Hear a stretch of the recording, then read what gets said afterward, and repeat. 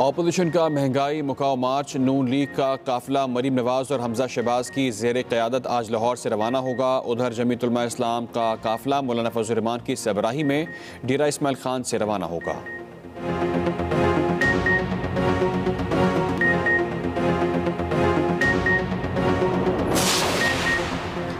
हुकूमत इत्तेहादियों को मनाने का मिशन। हुकूमती वफ्द आज चौधरी बरादरान से मुलाकात करेगा।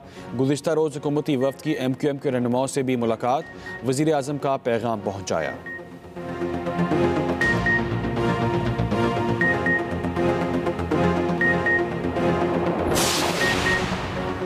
पीपल्स पार्टी से कोई इत्तेहाद हुआ है ना ही मुआहिदा। मुत्तहिदा रहनुमा खालिद महबूब सिद्दीकी की बहादुराबाद कराची में गुफ्तगू। कहा, ज़रूरी समझता तो ऑपोजिशन का किरदार भी अदा कर सकते हैं।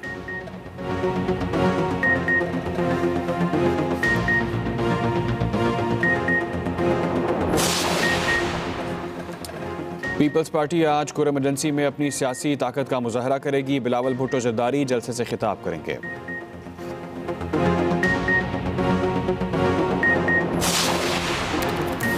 तीन चूहे मेरा शिकार करने आ रहे हैं, इनको शिकस्त दूंगा। वज़ीर आज़म इमरान खान का मानसेरा में खिताब। मजीद कहा, अल्लाह ताला ने इजाज़त नहीं दी, आप न्यूट्रल रहें।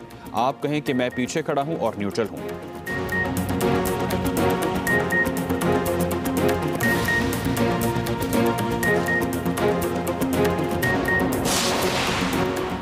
इमरान खान का यौम हिसाब करीब, अब कोई बचाने नहीं आएगा। मरीम नवाज के भी इमरान खान पर जवाबी वार। मजीद कहा, इमरान खान खज़ा की तरह आपके सारे पत्ते झड़ और कट चुके।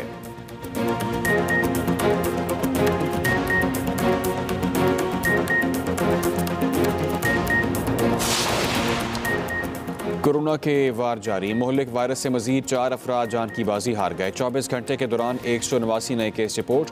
मुल्क भर में मुस्बत केसों की शरह 1% से नीचे आ गई।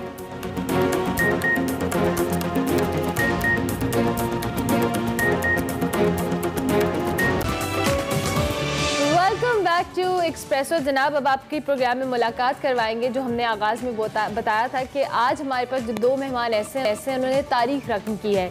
एक बाप और बेटी जिन्होंने एक ही टाइम पर कॉन्वोकेशन इकट्ठी हुई और उन्होंने इंजीनियरिंग की यानी कि PhD की डिग्री डिग्री अपने नाम की। और इस हवाले से खैबर पख्तूनख्वा की यूनिवर्सिटी ऑफ पेशावर के जो शोबा इंजीनियरिंग के कॉन्वोकेशन में बाप और बेटी ने एक ही दिन PhD की डिग्री हासिल करके मुनफरिद एजाज़ अपने नाम किया है और तारीख रकम कर दी है। पेशावर यूनिवर्सिटी के जो शोबा इंजीनियरिंग में assistant professor doctor Masood Khan के हवाले से आपको बताएं तो उन्होंने मैकाट्रॉनिक्स इंजीनियरिंग में और उनकी बेटी डॉक्टर नादिया खान मसूद ने इलेक्ट्रिकल इंजीनियरिंग में PhD की डिग्री अपने नाम की है। और इस वक्त ये दोनों शख्सियात हमारे साथ मौजूद हैं। और हमारे साथ डॉक्टर मसूद भी हैं और उनकी बेटी डॉक्टर नादिया मसूद भी हैं। आप दोनों को तो वेलकम करते हैं, बहुत शुक्रिया आप हमारे साथ मौजूद हैं। और बहुत ज़बरदस्त भी आप जैसे लोग इसलिए हमें अच्छे लगते हैं कि आप जैसे लोगों को हमारी कौम के अंदर फॉलो किया जाना चाहिए जो तालीम में नाम पैदा करते हैं। हमारे आइडियल्स ऐसे होने चाहिए। So it's such a great pleasure to have both of you. सबसे पहले since it's about daughter and father तो मैं फादर से ही स्टार्ट करूंगा। डॉक्टर साहब, एक तो आपको बहुत मुबारक भी हो, दूसरा ये कि क्या ये प्री प्लान था कि बेटा इकट्ठा पढ़ेंगे और एक ही दिन कॉन्वोकेशन होगा और फिर एक अच्छी स्टोरी बनेगी, या फिर ये हादसाती था? कैसे हुआ ये डॉक्टर साहब? शुक्रिया जी इनवाइट करने का। मैं चूंकि पढ़ाने के पेशे से वाबस्ता हूँ तो यूनिवर्सिटी में पढ़ाने के लिए आपको PhD होना ज़रूरी है। PhD कंप्लीट बल्कि शुरू ही नहीं कर सका क्योंकि मेरी कुछ घरेलू मसरूफियात थी। मैंने 1988 में अपनी डिग्री कंप्लीट की थी और 88 में ही मुझे यूनिवर्सिटी से ऑफर आई पढ़ाने के लिए और मैंने ज्वाइन किया। 89 में मेरे वालिद फौत हो गए तो उसके बाद फिर मैंने सोचा कि मैं अगर स्कॉलरशिप मिलेगी तो उसको अवेल नहीं करूँगा, मैं अपनी माँ की खिदमत करूँगा। तो लगा रहा 2015 दिसंबर में मेरी वालिदा इंतकाल कर गई। तो उसके बाद मैंने सोचा कि अब मैं जो मेरी ख्वाहिश थी कि मैं करूँ वो शुरू करता हूँ। तो मैंने इरादा किया और इस दौरान में डॉक्टर नादिया ने भी अपना मास्टर्स कंप्लीट कर लिया था। वो क्वालिफाई कर गई थी, अगर चाहती तो PhD शुरू कर सकती थी। तो फिर मैंने उस पर हिम्मत उसकी बंधाई और उससे राज़ी किया कि वो भी मेरे साथ PhD में एडमिशन ले ले। तो हम दोनों ने एक ही छत के नीचे एंट्री टेस्ट दिया और वो क्वालिफाई किया और उसके बाद PhD शुरू की और एक साथ कॉन्वोकेशन में डिग्री ले ली है। ज़बरदस्त। वैसे आपकी इस बात से ये मैसेज भी मिला कि आपकी जो ख्वाब है उनको पूरा करने के लिए कोई उम्र की जो कहने कैद नहीं है, आप किसी भी उम्र में अपने ख्वाब, अपनी ख्वाहिशात को पूरा कर सकते हैं। डॉक्टर नादिया, आपके लिए इत्सेल्फ ये बड़े एजाज़ की बात होगी मुझे लगता है एक बेटी के लिए कि वो अपने फादर के साथ मिलकर उसने अपनी पढ़ाई को आगे कंटिन्यू किया और उसमें उनके साथ उनको डिग्री मिली। आप ज़रा अपनी फीलिंग्स का इजहार करें, किस तरह से फील करिए आप?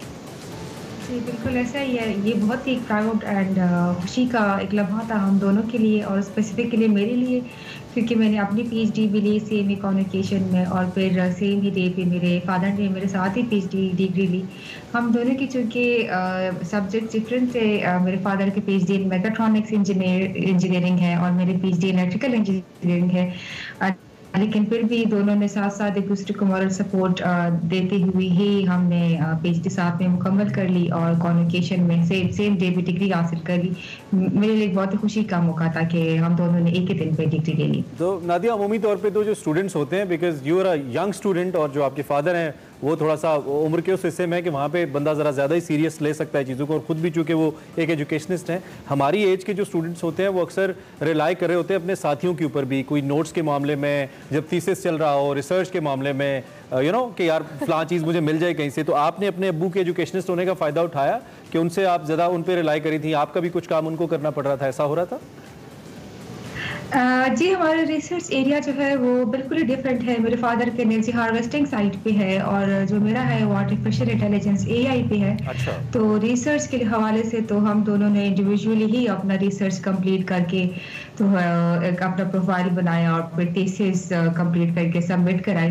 लेकिन हाँ, जो मॉरल सपोर्ट होती है उसके तो हमने किया कि एक दूसरे को मॉरली सपोर्ट किया, लेकिन ऐसा स्टडीज एक आध सॉफ्टवेयर होता था जो हम दोनों का मैच करता था, तो उसमें ऑब्वियसली अगर मुझे ज़रूरत पड़ती थी तो पापा थोड़ा सा गाइड कर देते थे, या उनको ज़रूरत पड़ती थी तो मैं उनको थोड़ा सा उस हवाले से कर देती थी। लेकिन दोनों इतना मेन क्लोजनेस के सब्जेक्ट नहीं है कि आप साथ साथ ही वो करते जाओ, बिल्कुल डिफरेंट रिसर्च है। डॉक्टर मसूद, आपकी जाने भी आएंगे। ऑब्वियसली उन्होंने कहा कि सब्जेक्ट तो डिफरेंट थे, चूँकि आप खुद भी एक एजुकेशनिस्ट हैं, मुझे लगता है कि ऐसे ये वो डिग्री है जिसमें मोटिवेशन आपके लिए हर वक्त बहुत ज़रूरी होती है, क्योंकि ये PhD करना it's not an easy task.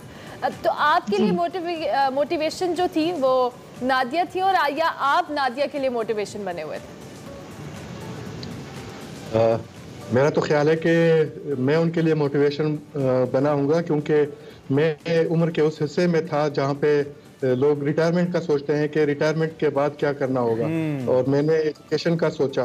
तो मेरा तो ख्याल है कि मोटिवेशन नादिया ने मुझसे ली होगी।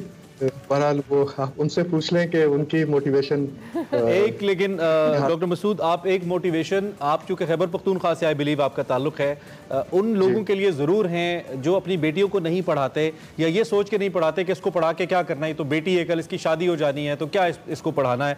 आप उनके लिए एक मोटिवेशन ज़रूर हैं। आपने न सिर्फ खुद पढ़ा है, आगे पढ़ाया है बच्चों को, बल्कि अपनी बेटी को भी साथ आपने पढ़ाया है। तो उन वालिदैन के लिए डॉक्टर मसूद आप क्या कहना चाहेंगे जो अपने बच्चियों पर इतना रिलाई नहीं करते, उन्हें पढ़ाते नहीं है, ख़ास तौर पे खैबर पख्तूनख्वा वगैरह के अंदर? बड़ा मसला है यहाँ पे। बाज़ लोग तो यूनिवर्सिटी भेजना ही नहीं चाहते बच्चों को कि माहौल पता नहीं कैसा होगा, लेकिन मैंने ऐसा नहीं सोचा। मैंने फ़र्क नहीं समझा बेटी में और बेटों में। मेरी बड़ी बेटियाँ थीं, मैंने 3 पहले बड़ी बेटियाँ थीं, तीनों को मैंने पढ़ाया, तीनों को जितना वो पढ़ सकती थी उतना फैसिलिटेट किया। और मैं यही चाहता हूँ, मैं यानी जो लोग मुझे बुलाते हैं मोटिवेशन के लिए तो मैं हाजिर हो जाता हूँ, क्योंकि मैं चाहता हूँ कि सब लोग पढ़ें, क्योंकि तालीम के बगैर जो है तरक्की बहुत मुश्किल है। तो मेरी दरख्वास्त होगी तमाम वालिदैन से कि फ़र्क ना रखें, बेटी को भी उतना ही पढ़ाएं, उतना ही उस पर खर्चा करें जितना बेटों को पढ़ाते हैं। Thank you very much doctor Masood Khan sahab और डॉक्टर नादिया मसूद, आप दोनों का बहुत शुक्रिया and we wish you very best of luck. आप डेफिनेटली बहुत सारे लोगों के लिए रोल मॉडल हैं, और मसूद साहब आपके लिए स्पेशली कि आपने बड़ा एक ज़बरदस्त काम किया, जैसे आप अपनी बेटी को पढ़ा भी रहे हो, और जिस एज में आपने खुद भी कहा कि लोग रिटायरमेंट का सोचते हैं, आपने वो चीज़ अडॉप्ट की जो बहुत सारे रिलक्टेंट होते हैं अडॉप्ट करने से। बहुत शुक्रिया आप दोनों का कि आप दोनों ने हमें एक्सप्रेसो में ज्वाइन किया। अभी हम एक ब्रेक लेंगे, ब्रेक के बाद हाजिर होंगे। आप देखते रहिए एक्सप्रेसो।